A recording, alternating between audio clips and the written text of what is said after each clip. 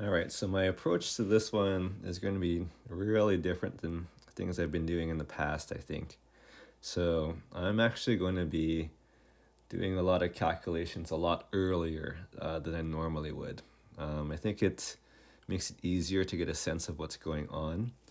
So, what do I mean by that? Well, first I'm going to analyze these two boxes. So I'm going to start with the lowercase m block.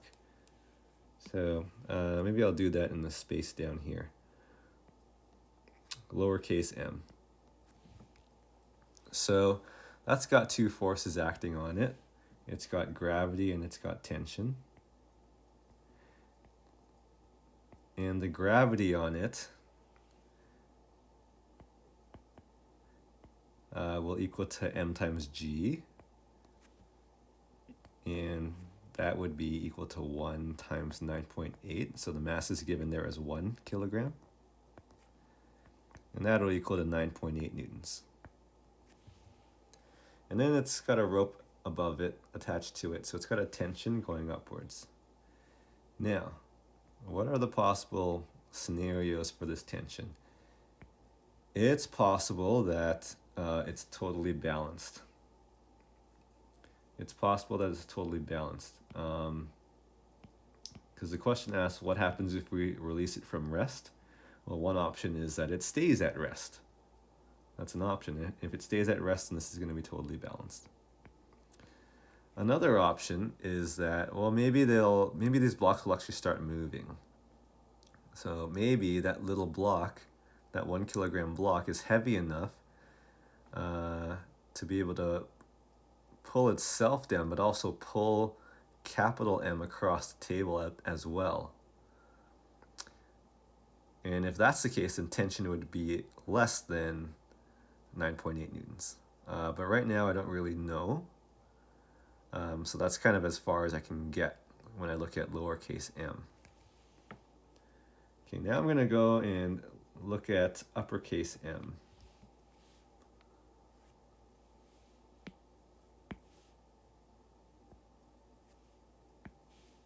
So I'm going to switch colors here. So uppercase m.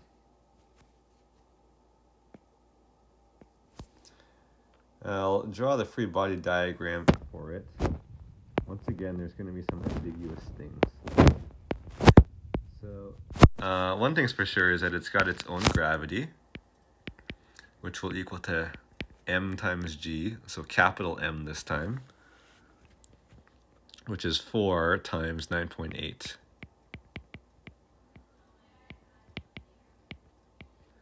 So that'll give me 39.2 newtons.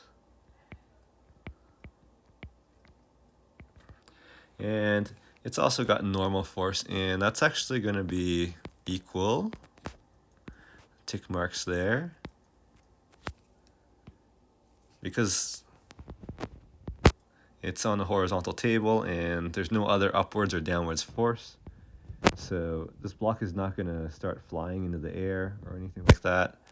So normal and gravity will be equal. So that's also going to be equal to 39.2 newtons. It's going to have a tension pulling to the right, and once again, not really sure what that tension is. It's going to be the same magnitude as the tension pulling up on the lowercase m because it's the same rope. But as I said, we don't know what that is yet.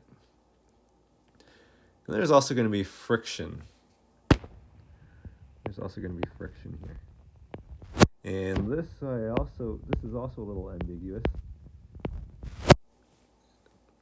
So is it static friction or is it kinetic friction? Well, it starts off at static friction, but if it starts to move, then it turns into kinetic friction. We don't actually know if it'll move yet. So actually that's the first problem to figure out. Will it move? And to do that, what I'm going to do is I'm going to actually calculate the maximum static friction for this big box on the table.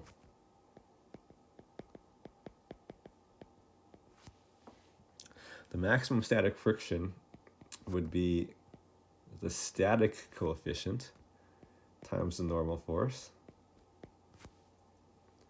And the static coefficient is 0.40. And the normal force is 39.2. We match it with the force of gravity. And that gives a value of 15.68 newtons.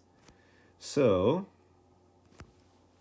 that's actually enough to know that these boxes are not going to move, because we had a 9.8 Newton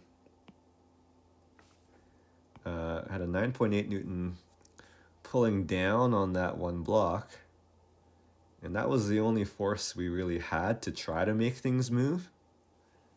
And it's not big enough, because it's not big enough to overcome this 16 Newton maximum static friction. So that's the answer to the first half of the question.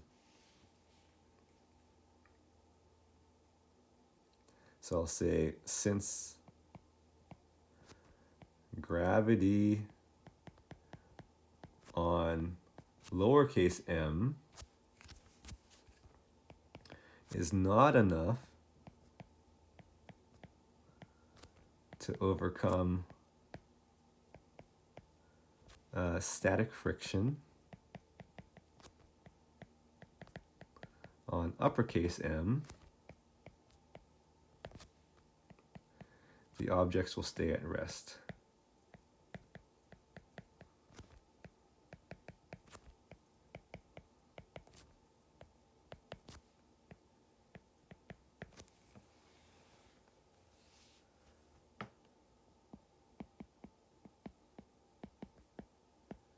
Okay, hence they ask us the second part of the question here, what if we give it a nudge to get it moving? So if somebody gives it a little bit of a nudge, that's going to break static friction, and static friction turns into kinetic friction as soon as it starts to move. And kinetic friction's smaller than static friction, so that's going to change things. So what I'm going to do,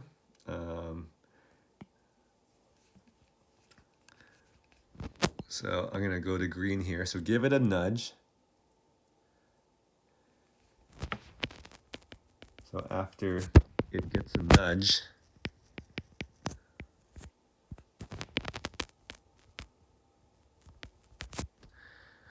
friction becomes kinetic.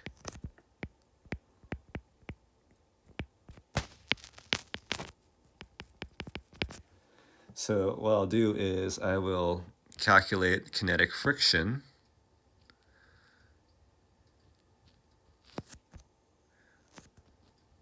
I'll just say equals. My sentence above it kind of implies I'm calculating kinetic friction. So that'll be the kinetic coefficient times the normal force. That'll be 0.20 times 39.2 newtons. And that'll be 7.84 newtons. Okay, so that's how much kinetic friction there's going to be. So now if I compare that to the driving force behind these two blocks, which was all the way back in the bottom left corner here, 9.8 newtons is kind of the driving force, trying to make things go. 9.8 is actually bigger than this kinetic friction.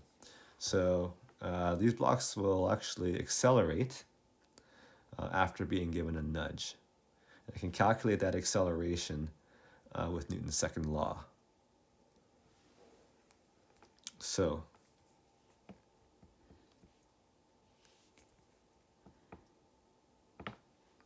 yeah, I'll write some more sentences here. So since gravity on lowercase m, which is 9.8 newtons as a reminder, is higher than kinetic friction,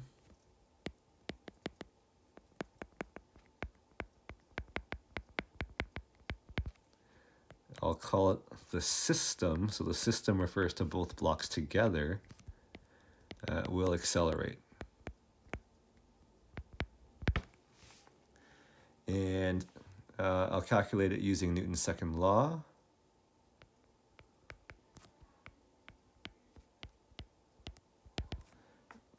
Which is F net equals ma, or acceleration equals net force divided by the mass. But keep in mind that when we're talking about the entire system, it's the total mass, which is going to be 5 kilograms in total. So the net force for the whole system is going to be the 9.8 newtons that's trying to drive it, minus the 7.84 newtons of friction that's resisting that driving, divided by the total mass. The total mass is 5 kilograms. All right, so I will calculate this up and get an acceleration of 0.39 meters per second squared. And what direction is this? Well, it's actually two different directions at the same time. This would be down for the lowercase m, and it would be to the right for the uppercase m. Okay, so this was, believe it or not exactly the formal way to solve a problem, but I think it's the best way for now in terms of possibly being able to understand what's going on. There is a lot going on though, so we got to do a lot of practice here.